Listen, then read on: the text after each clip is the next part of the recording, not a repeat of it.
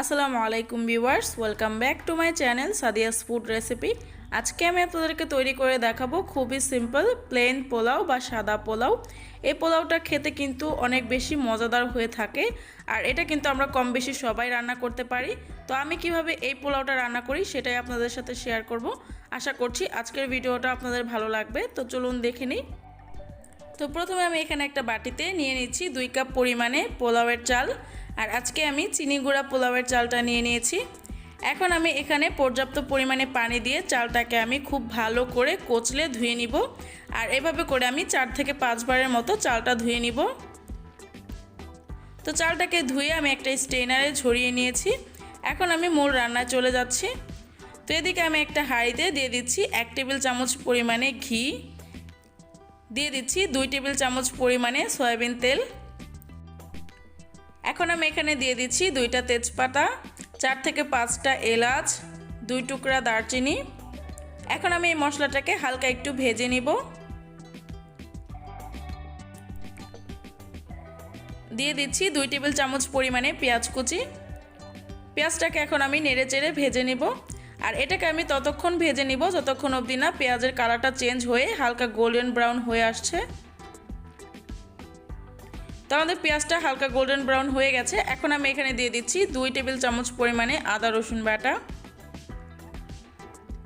আদা রসুন বাটাটা দিয়ে আবার নেড়েচেড়ে মিশিয়ে নিব। এখন আমি এখানে দিয়ে দিচ্ছি 1/2 কাপ পরিমাণে পানি মশলাটা কষানোর জন্য। মশলাটাকে এখন আমি অনবরত নেড়েচেড়ে খুব ভালো করে কষিয়ে নিব।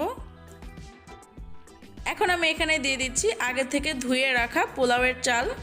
চালটাকে এখন আমি 5 থেকে 6 মিনিটের মতো ভেজে নিব, আর চুলার আঁচটা কিন্তু এই পর্যায়ে মিডিয়ামে রাখতে হবে।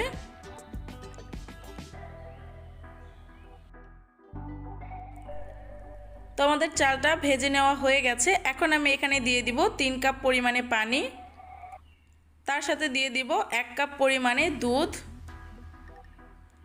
এখন এখানে দিয়ে দিচ্ছি স্বাদ মতো লবণ। এখন আমি এটাকে খুব ভালো করে নেড়েচেড়ে মিশিয়ে নিব, আর পানির পরিমাণটা কিন্তু চালের থেকে ডাবল পরিমাণে দিতে হবে। তো তার জন্য আমি এখানে 3 কাপ পানির সাথে 1 কাপ লিকুইড দুধ দিয়ে দিয়েছি। আপনারা চাইলে পুরোটাই পানি দিয়ে করে নিতে পারেন। তো এখন আমি এখানে দিয়ে দিচ্ছি 10 থেকে 12টার মতো কাঁচামরিচ, দিয়ে দিচ্ছি 10-12টা কিশমিশ, 5 থেকে 6টার মতো আলু বুখারা। এখন আমি এটাকে আরও একবার নেড়েচেড়ে মিশিয়ে নিব। তো এখন আমি এটাকে ঢাকা দিয়ে রান্না করে নিব 15 মিনিটের মতো। তো এর মাঝে আমি 5 মিনিটের মতো মিডিয়াম হিটে রান্না করে নিব, আর বাকি 10 মিনিট একদম লো হিটে রান্না করে নিব। তো 15 মিনিট পরে ঢাকনাটা তুলে পোলাওটাকে একবার নেড়েচেড়ে মিশিয়ে নিব, আর এরই মধ্যে কিন্তু আমাদের পোলাওটা রান্না করা হয়ে গেছে। দেখতে পাচ্ছেন পোলাওটা কতটা ঝরঝরে হয়েছে। তো চুলার আঁচটা বন্ধ করে পোলাওটাকে ঢেকে আরও 10 মিনিটের মতো রেখে তারপরে আমি পোলাওটাকে পরিবেশন করে নিব। তো তৈরি হয়ে গেল আমাদের ভীষণ মজাদার প্লেন পোলাও বা সাদা পোলাও।